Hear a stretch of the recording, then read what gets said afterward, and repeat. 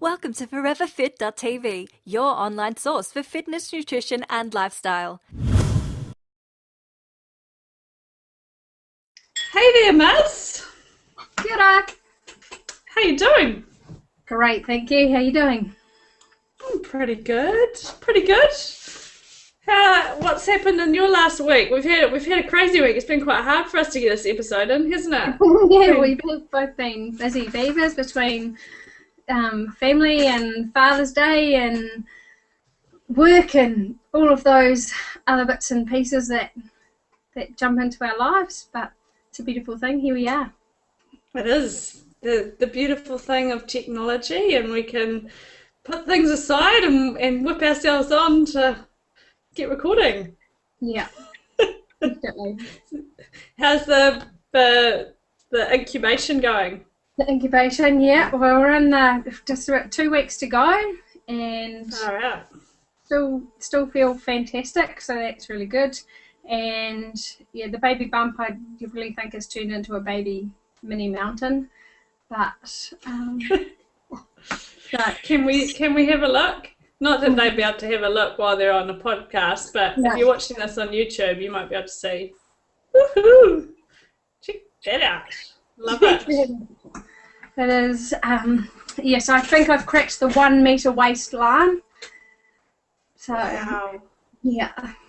Is that normal? Like I don't know. Yeah, I'm not sure what other people went through, but that's just pretty much identical to my first pregnancy. So Yep. and she turned out pretty good. So Yeah, she is pretty good. so hopefully that's all. Yeah, And the bags are all packed. bags are all packed. We're off. We're ready to rock and roll whenever it tells me it's ready to rock and roll. Oh, exciting. I'd be nervous about now. I think Ryan's a bit more nervous than I don't really. Yeah, trust in the body. And you have the old stages of what happens, the emergency phone calls and all that lined up. Yeah, we've got a sheet of paper because that's the trick, I guess, this time around. First time around, you didn't have to think about your first child and what was going to happen to them while you gave birth. But so yeah, we've got a few people on tap that will come and rescue her. Admittedly, she's such a good sleeper, given and going on our topic, that we'll probably take her to hospital and she'd sleep through the entire birth at any rate. So, yeah. True. Yeah, we are. Well, I mean, that's a good entry into what we're going to be talking about today, Maz. So Yeah. we are talking about sleep. So if you're just tuning in, this is Forever Fit podcast in YouTube. You can be tuning in on iTunes and on YouTube as well. You can be watching us live each week if you really wanted to. And we are talking all about everything that you need to know so that you can get your body in the best shape of your life. And today we are talking about sleep and the power of sleep. So do you want to kick us off, Muz? Where to start? I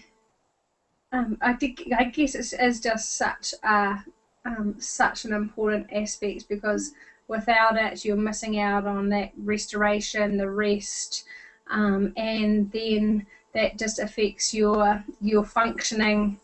You know, there's lots of research around not having enough sleep, enough quality sleep, which is the key. Then it affects your nutrition, obviously cognitive functioning, the whole way your body operates. So it is another clincher in there, along with our other previous podcasts and topics that we've touched on so far. So yeah, it's, I guess, coming up with ways to get you that quality sleep into your life.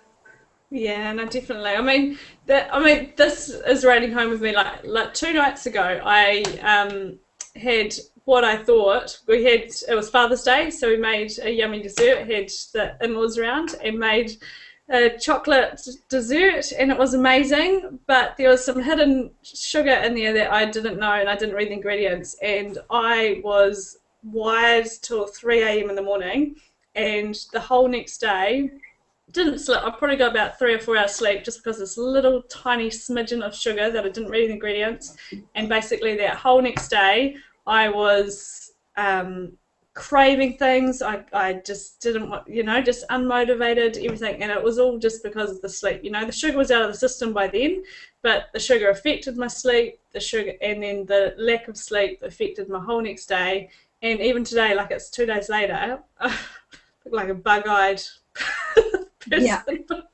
But it was just because that 2 nights ago, my sleep just got completely ruined, and like sleep absolutely has a massive play in the way your day turns out. And if you are constantly training and trying to get these results to get your body in shape and to burn body fat and build muscle, sleep is where it all kind of starts. If you aren't sleeping, it's a very it can affect your results dramatically. So absolutely. So I guess there are lots of people listening. Like, I'm fairly lucky in that over the last decade at least, put some pretty good strategies in place that I know work for me to ensure I get a good, solid, quality night's sleep. And I might have one night in every couple of months where I don't have a good sleep, and I'm exactly the same as you. I know the next day or the couple of days following, I really notice the effect that it has on my body and myself.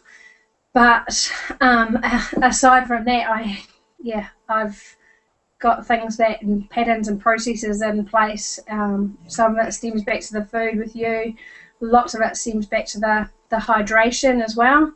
And that's definitely a critical one at the moment while I'm pregnant. I know if I haven't drank enough water in the day, I'm going to be awake 4 or 5 times in the night just wanting to drink water. That doesn't usually happen when I'm not pregnant, and the environment that you sleep in. Yeah, no, totally.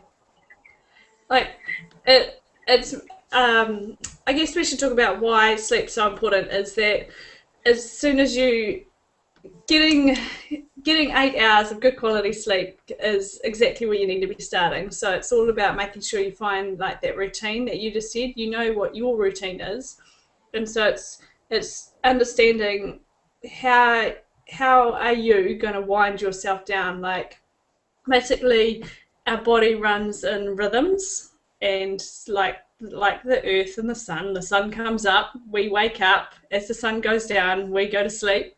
And so what happens with our lives is we wake up, we get caffeine in our systems, and then we run through our day like, mad and accelerated and full of, just pumping from one job to the next job. And then we come home, 6 o'clock at night, and we then cook dinner. We might have dinner 7:30. We sit down, we might watch Grey's Anatomy and Private Practice, and they wind us up and they make us cry and they get us all wound up, and then we go to bed. we hit bed at 10:30, and then we finally get to sleep for about 10:30, 11. And then, you repeat that whole cycle, and you get up, you have your caffeine. And what's happening there is your body's missing out on that really good quality repair because of your nighttime routine. Yeah. And so, what happens is between the hours of 10 and 2 a.m., your body physically repairs itself. So if you're training, if you've done some training today that's all about getting your body leaner, toning it up, and burning body fat, in between the hours of 10 and 2 a.m., that's when all those results happen. So if you're wired and not actually getting to sleep by 10 p.m. at night, you're missing out on that good quality repair and fixing time. And then between the hours of 2 and 6 a.m., your body physiologically, that's a hard word to say, physiologically, repairs itself. So if you've had an emotional day, you're in a grump with somebody, somebody's annoyed you at work, and you go to bed and you don't get that deep sleep between the hours of 2 and 6 a.m., you're going to remember that the next day. Like, that's the day, it's in between that time that your body lets go of that crap. Like, it lets go of it. It's, that's yesterday's news. It's we move on to a new day today. But if you aren't getting that good quality sleep, you hang on to that chip on your shoulder and you face the next day with that chip even bigger, and you just keep going through a vicious cycle. So that there kind of summarise why we want to talk about the 8 hours of really good quality sleep and why routine's important. So between the hours of 10 and 2, you need to be in a deep sleep, and again between the hours of 2 and 6 a.m. So it's a good 8 hours plus of deep sleep.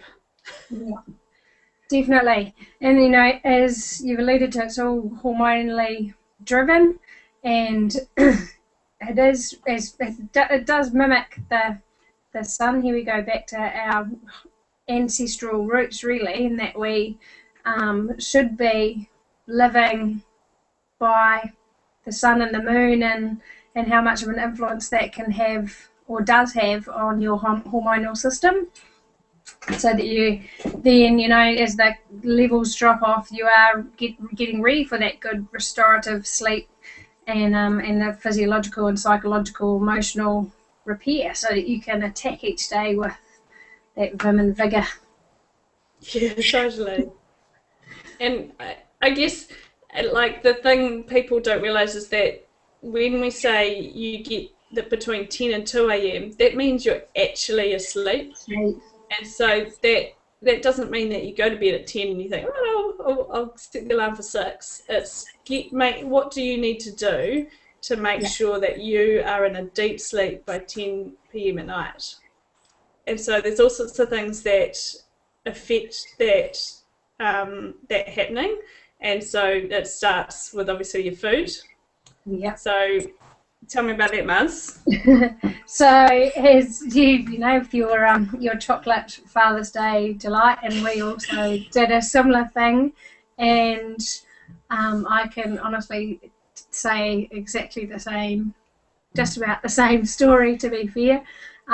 We were probably helped out a little bit, is that we had our early Father's Day, it was more luncheon, but it definitely set me on a little course for having a few issues around waking in the night and just I knew things weren't right. So the nutrition, avoiding all your foods that sort of stimulate your system. So obviously caffeine is a biggie, and it's not just in your cup of coffee. It's in so many beverages, it's in so many foods. And it's really just being aware of the effect that those have on you. The sugars, again, hidden in just about everything under the sun and many different names. So just, again, having that consciousness and that awareness of your sugar.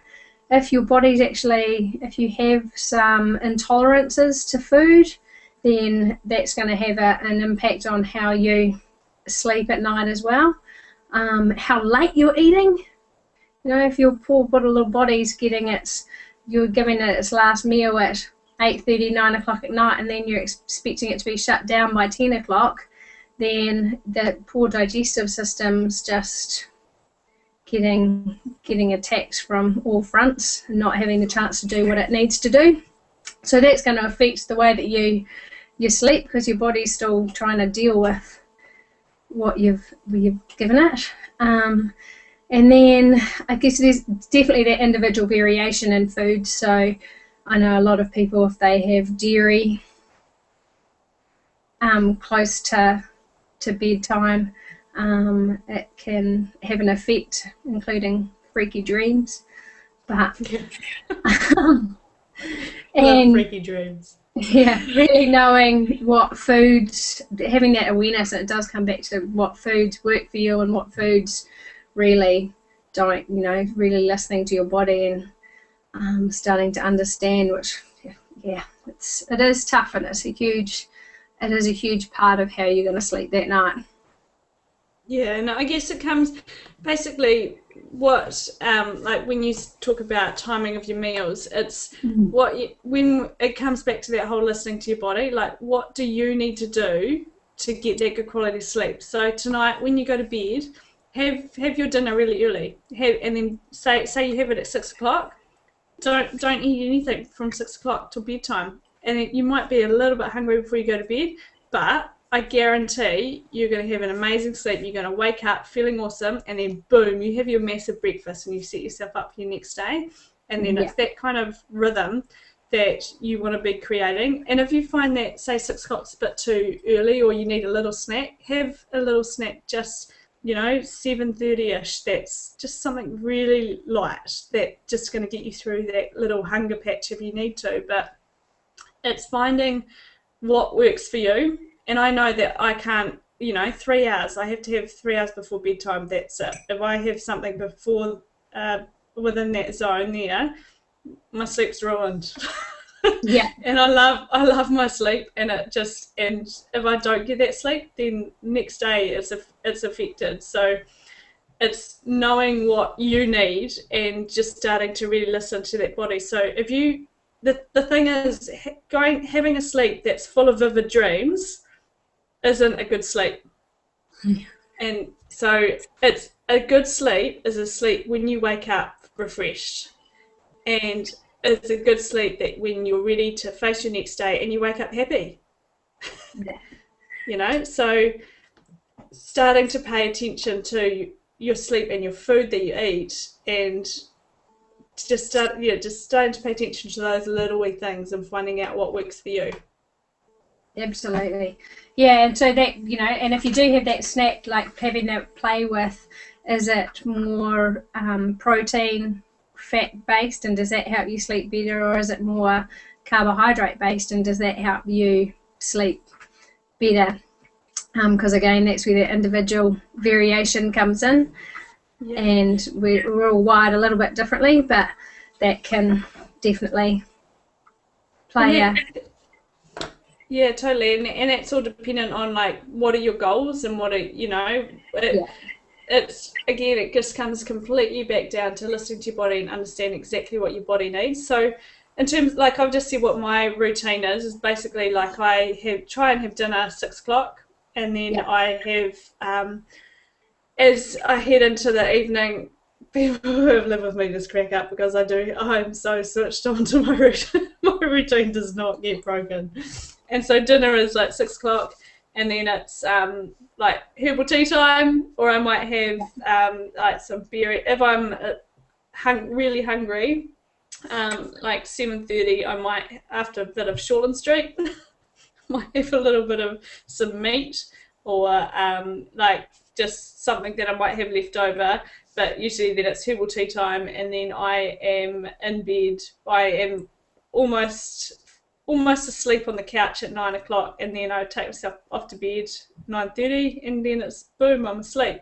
And if that routine gets stuffed up, then my sleep gets affected. So it's the thing to note is to find a routine that really works for you. And so the other thing to note as well is if you're like I mentioned about watching really intense TV programs and having your lights on full in your lounge, that is telling your body that the sun's up, and that's sort of stimulating your body. And that all comes down to, I'll let you talk about cortisol levels in a second, Muz, but like that basically it's basically telling your body that it's all awake and that it's got to stay awake, so it's going to take a longer time to settle down. So a good thing at night time as the sun goes down is to pull the curtains and light your house with lamps, and then just slowly start to wind down. Like, you're going to sleep, your body doesn't need a whole lot of food to go to sleep. Your body needs food in the morning for breakfast because it's fueling you for your day, and it doesn't need, if you've eaten right throughout your day, it doesn't need a massive meal before you go to bed. Yeah. If you haven't eaten right throughout your day and you're starving, then you're going to need a massive meal because that's all your body's craving. But if you set yourself up right from the day, and the way to do that is to start the night before, get that really good quality sleep, and you will wake up hungry, and that's the point. You want to have a big breakfast to set yourself up for your day. Absolutely. Because, coming back to the cortisol level, so if from basically about 2 p.m. in the afternoon, I think, as they start to wind down, and it is to do with the sun and the moon, but the whole hormonal system, and so they start to peter down. So having the bright lights and the blue lights, the TV and whatever, I just look at it as like artificial stimulation. It's just like artificial stimulation in your food. That's basically an artificial stimulation in your environment, and all you're doing is band-aiding or disguising what's actually going on in your own body. So again, kind of removing yourself from your body. You're not being attuned to what is happening in your body. So the lamps in your house and the right kind of lighting, but also dimmer, like dimmer switches. If you don't have lamps, you've only got overhead lights, can help you to create a better environment that's going to set you up for when you go to bed.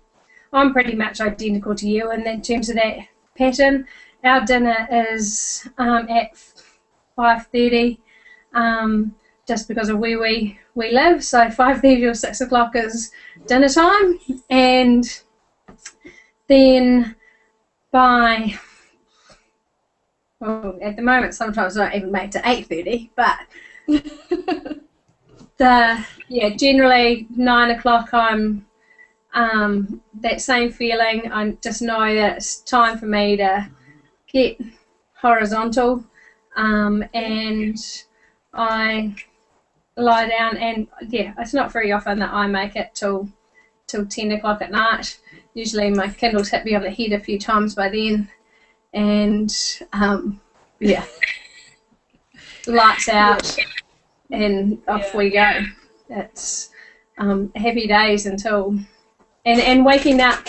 Look, we're at the stage that usually we don't need an alarm clock to wake us up. We both wake up and we're ready to go, rather than being awoken by something. We do set it just in case, but it's more often than not, and literally 9 times out of 10 that we wake up somewhere between 6 and 6:30 in the morning, just letting the body control, which is awesome. But it wasn't something, I think back to university days, and it took a while to to set all those wheels in motion, especially when you're socializing and there's different things going on. But once you actually can not necessarily move past that, but you realize the impact that it has on health and well-being, then it's just the priorities and changing priorities and shifting where everything's at.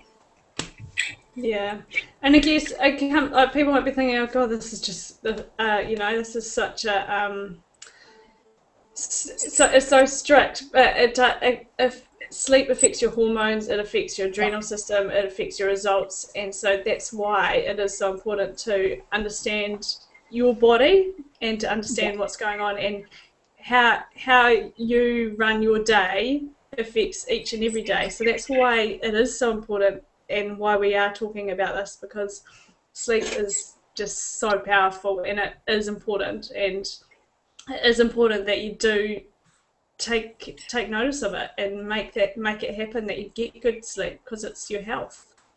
Yeah. And I guess but jumping a bit, the other thing I was going to say about bright lights is that I spend, on my computer a lot. So especially if you have a laptop, you might be sitting there in your lounge on your computer.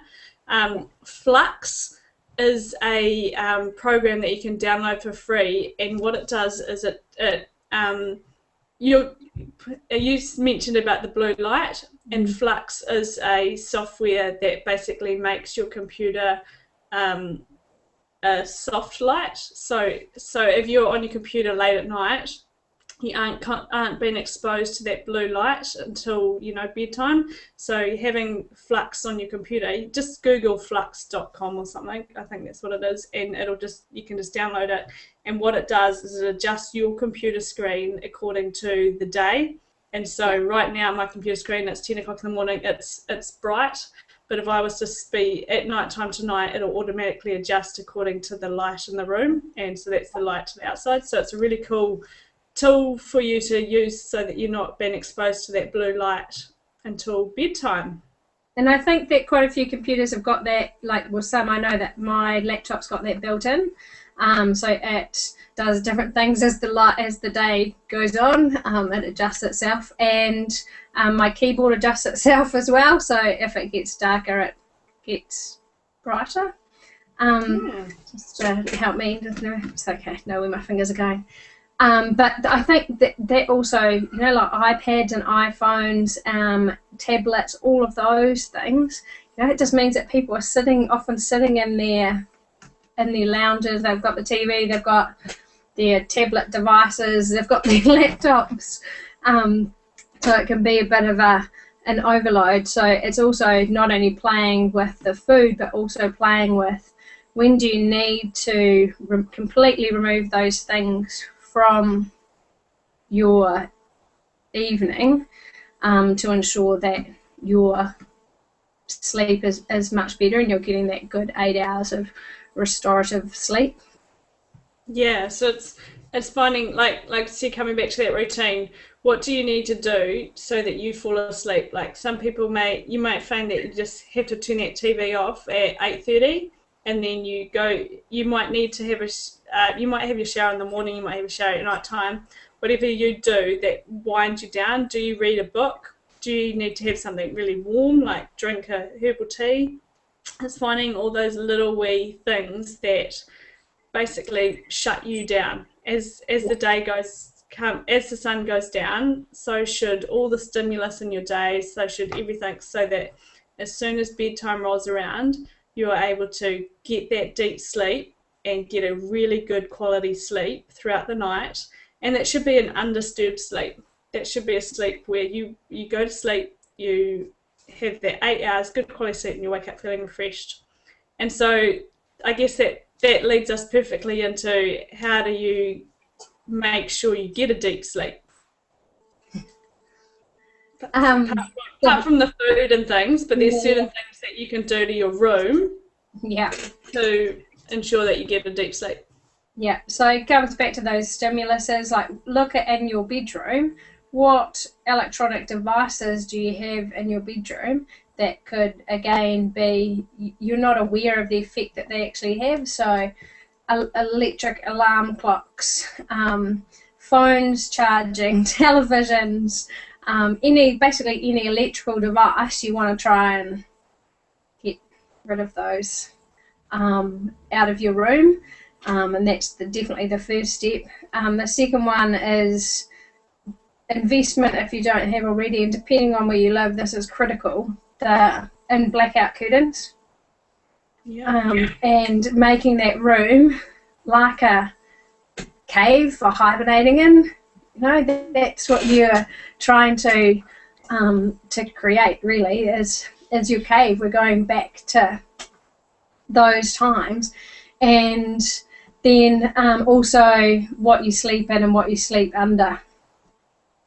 Yeah, I guess we'll stay on the cave thing for a bit, and I guess it's making even, you know, the little bit of a street light coming through your window is basically telling your body that, you know, that there's a little bit of light there. I should sort of just stay slightly awake, slightly aware, because, you know, it's not quite dark, and so that's where you might fall asleep, but you might get you might be in that vivid dream sleep, where that REM, where you dream all night and you wake up not feeling refreshed. And remember, we're trying to get that deep sleep, so that little stimulus from some outside light like I said, like you might fall asleep, but you're not getting the deep sleep, and that's what you're after. So making sure you've got that blackout is really crucial. Yeah. there's a little person That's who what I'm giggling at. 15 and a little bit hours last night. So she might appear in our podcast. So if you're watching us Good live, morning, Taylor. we've got an extra guest. I think she's going to open the door anytime soon.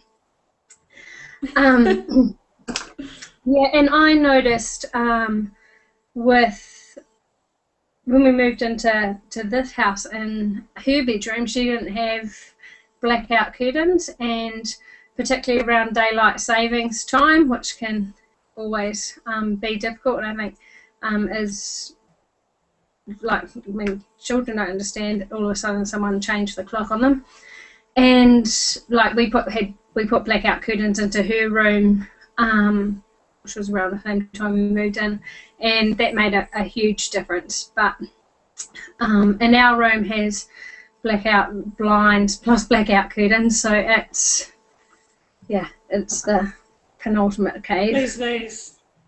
Yeah. And so going to that as well is that, like, yep, you want to be having a really deep sleep, but then you want to be waking up with the sunlight, which is that can be quite a tricky wee combination. Yeah. You're trying to black out your room. So I guess it's, just trying to find what works for you. Like, I know we keep our, have it closed off, but we don't have any street lights or anything. So we're in actually quite a dark neighbourhood. So Yeah.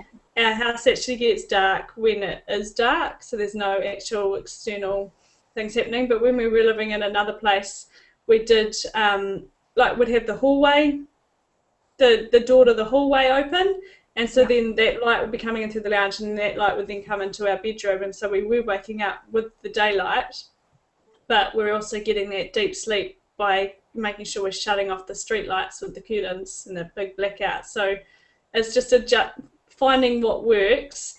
And sometimes, like, I know Ben, he hated a completely black room for a wee while because he's just like, but I wake up so groggy. And so it was this adjusting things so that you are waking up to the daylight, which basically comes back to that cortisol levels. Is when the sun comes up and you're exposed to light, cortisol. And cortisol is something that, if you're not sure, is something that stimulates you, and it basically makes you awake, makes you ready for action. And so you want that exposure in the morning, and you want that exposure throughout your day, but you don't want excess amount of cortisol in your body as you're trying to go to sleep or during the night. Yeah, absolutely.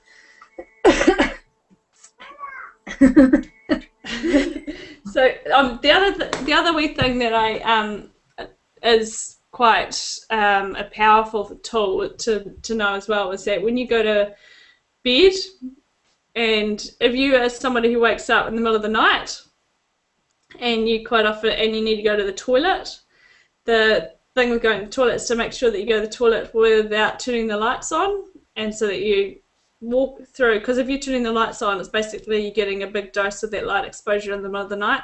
So whenever you go to the toilet in the middle of the night, make sure you just don't turn the lights on, and then you can get yourself back to sleep as soon as possible. I've lost you, Muzz. I'm all here by myself. Oh.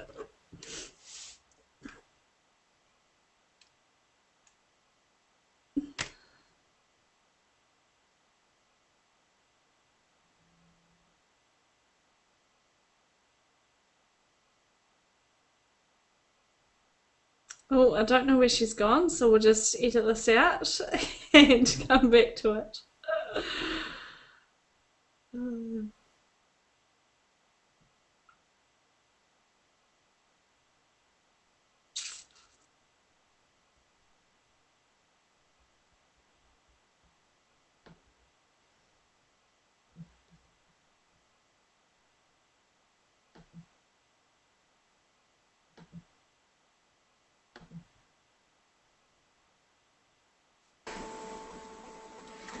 There she is. That was called a glitch in the Matrix.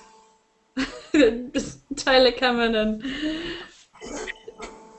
I think the high speed internet was just jogging. Yeah, kind of a slow mo today. Yeah. I didn't have a good enough sleep last night, you see. It was like, uh-oh. Yeah. Got a bit wired. Yeah. One thing that I keep, and I guess some people also, is, your herbal tea that you have before bedtime. It's probably worth just saying which herbal tea that is, because, like my husband and I, we did a blood sugar test just with different herbal teas, and the effect that those had on blood sugar levels, not only obviously after you have them through the night, but also first thing in the morning. So, and that was, as soon as you had any kind of like fruit tea, that blood sugar levels were just through the roof. Yeah. So at the moment I've got, they're loose teas, loose leaves, and they're from a company called teatotal.co.nz, and so it's loose leaves, and I have a like a chamomile blend tea before bedtime. So they do a lot of different ones, and I love their green tea star jasmine. And that's again, all you do is put the leaves in a plunger and you plunge it down, and let it brew. But yeah, the bedtime ones is I don't have the green tea. I don't have before bed, or any of the fruit teas, because the fruit, like Mark says, they affect your blood sugar levels. So it's I have a one of their bedtime blends, or a chamomile blend as well. So that comes down to the quality of your food as well. So getting into the old tea bags, and there's plenty of them in the supermarket that are dust in a sachet. Yeah. And with a little bit of sugar added. So just quality of your food is really important, to make sure that you are getting some good quality. If you're going to the effort to have this herbal tea and you're not getting the good quality sleep, then look at the quality of the tea that you're drinking. Yeah, definitely. And I was trying to think about anything else in terms of our diet, the sleeping environment. So what you wear to bed and what you sleep under.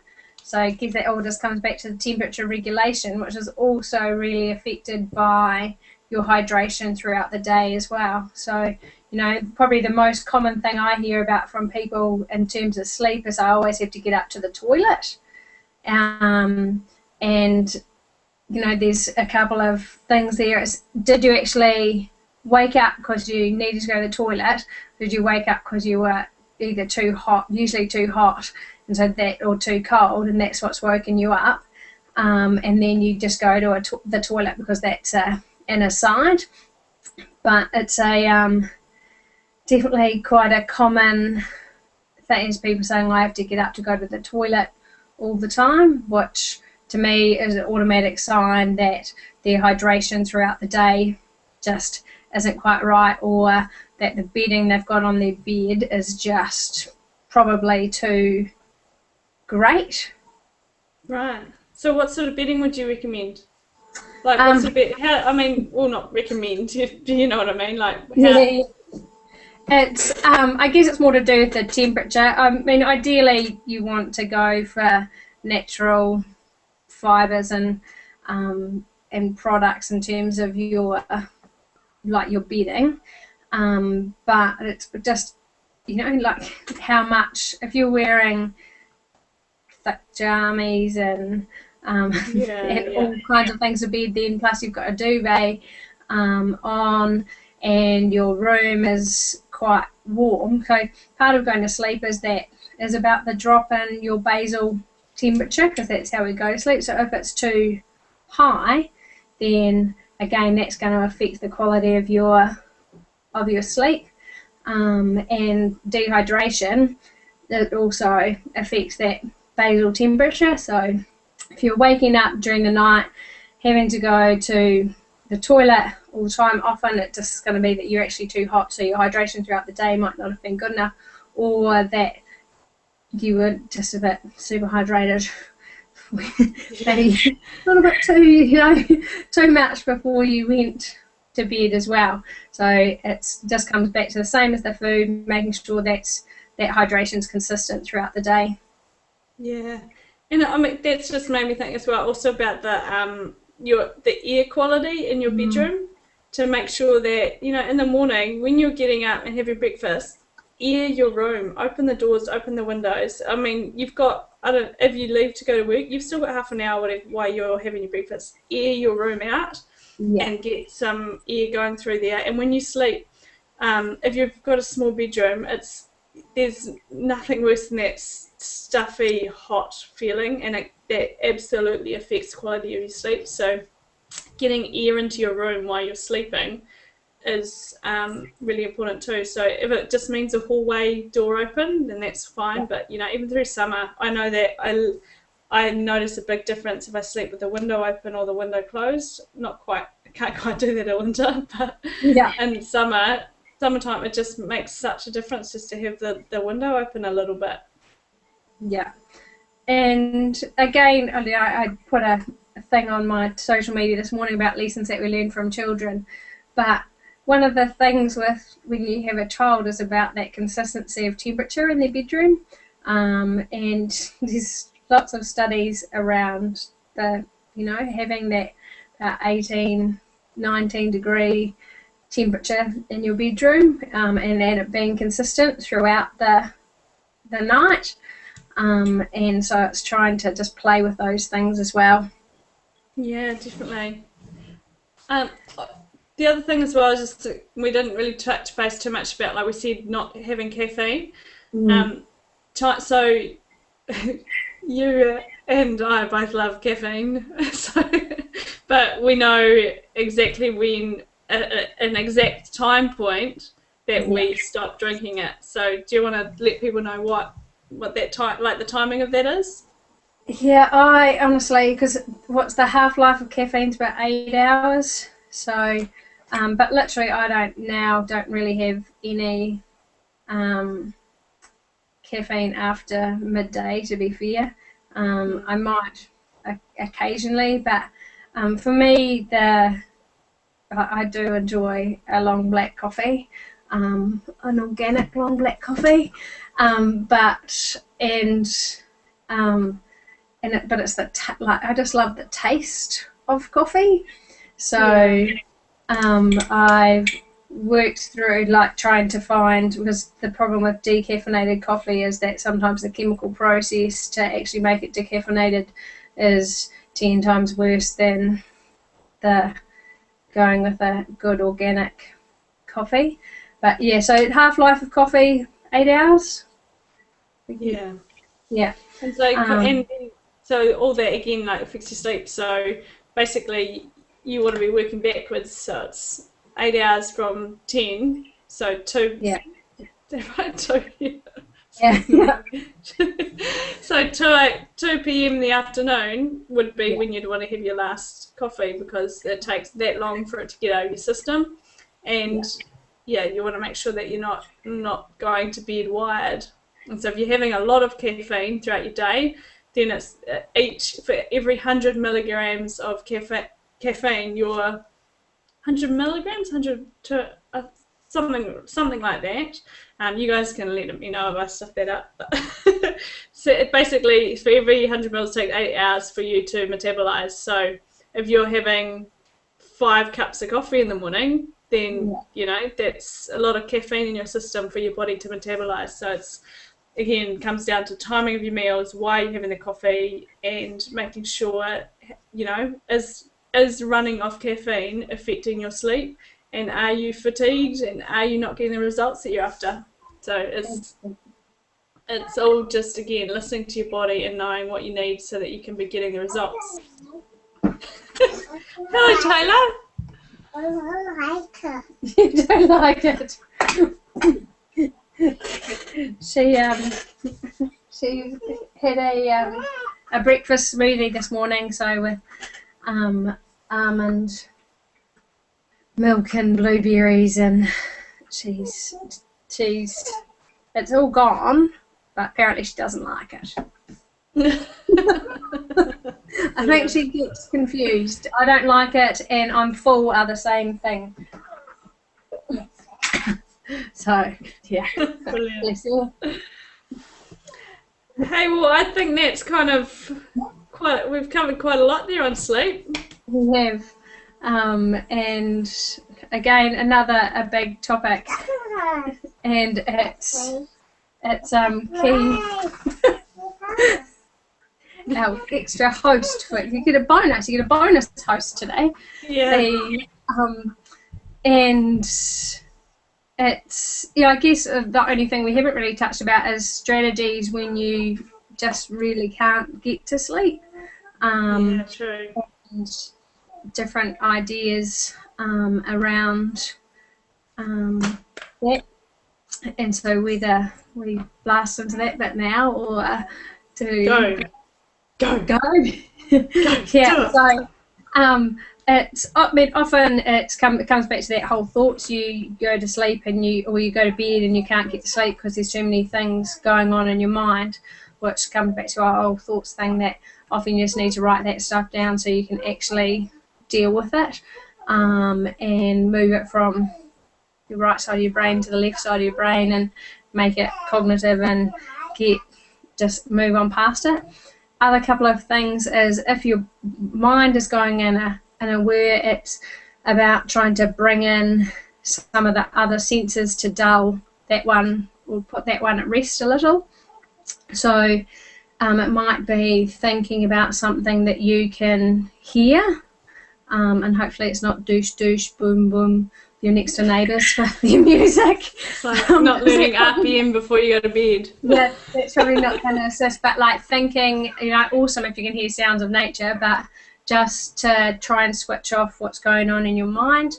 You can think about something that you can feel, so it can be as simple as the feeling of your pajamas on your skin, or the weight of your blankets on your body.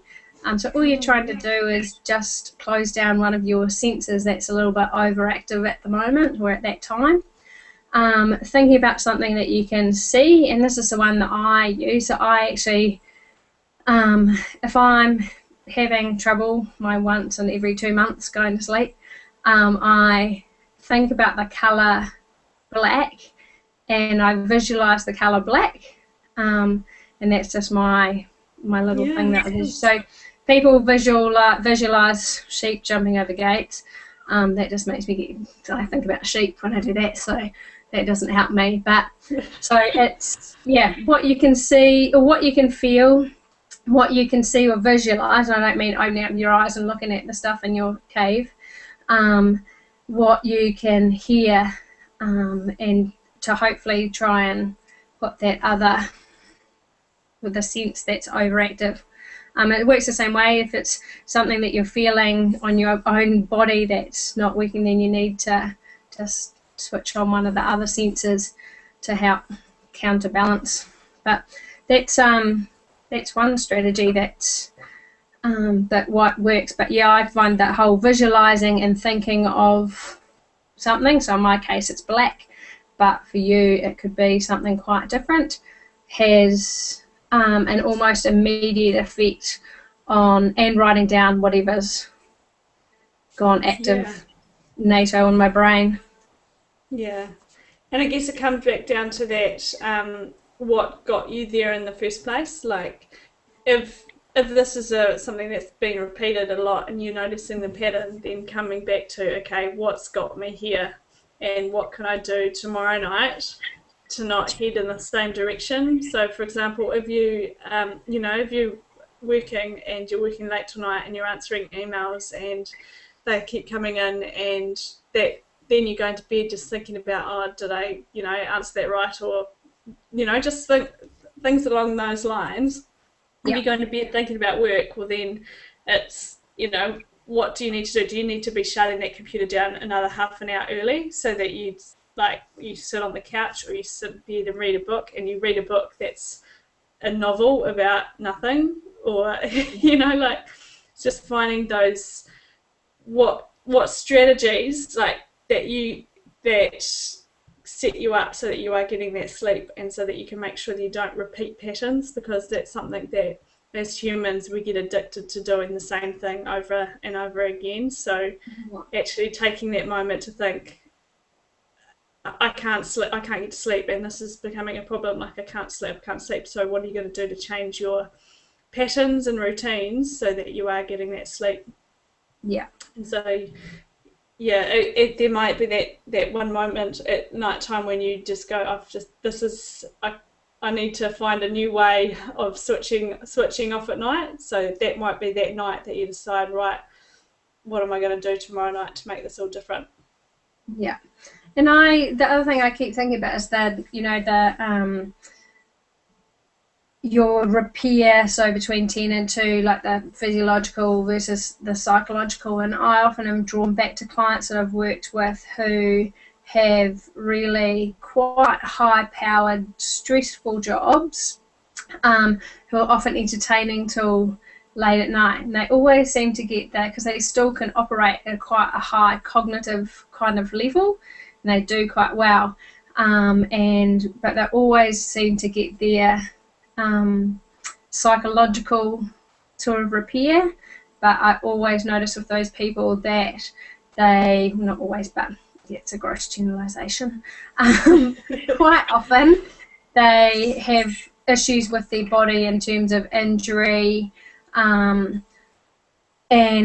just repair. That often, they can't work within normal weight ranges. They're often overweight. They've got digestive dysfunction, things like that. Yeah. And then I also think about swimmers that I've worked with who often get up at 4:30 in the morning. They get their physical repair because they go to bed early, but they're missing out on key parts of that psychological repair, and often have emotional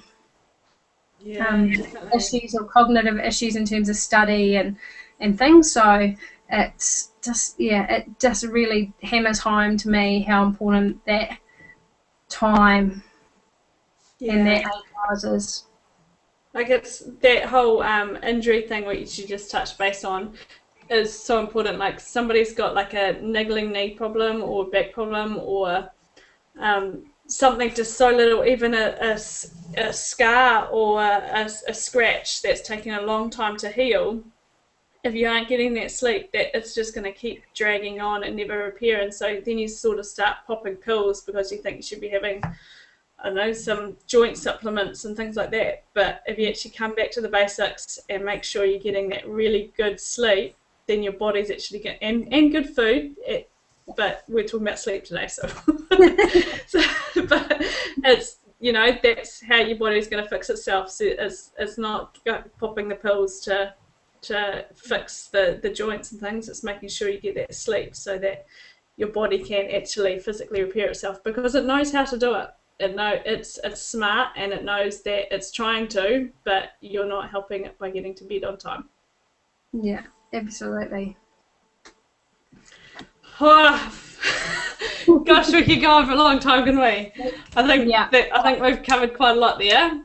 Absolutely. I think it gives a really good grounding, and as you just said, it all is interlinked and intertwined, and you slowly but surely need to start to put all the pieces of the puzzle together, because you haven't got a complete picture without them. Yeah, exactly. Hey, wicked. Thank you so much, Muz, and thank you, listeners, for listening to us. I hope you got something out of that. And if you, at any time, remember, make sure that you ask us questions, because we're going through a list of what we want to cover in these first few episodes, but then we want to hear what you guys want to hear us talk about. If anything, it's okay if you don't. We'll just keep doing them. Yeah. Surely there'll be something you find interesting. And also we're going to be bringing in some guests as well, so we've got a few of those lined up. So if you have anyone that you think would be fantastic and that we'd love to hear from you, so please just get in touch with us, ask us questions, and we can't wait for our next episode. Hopefully you're not rushing off to hospital to have a baby, Muzz. Yeah. Okay. That's the wonders of technology, though. We can do it anywhere. Yeah, we can. True. Brilliant. Okay then. Well, I'll talk to you really soon. Bye.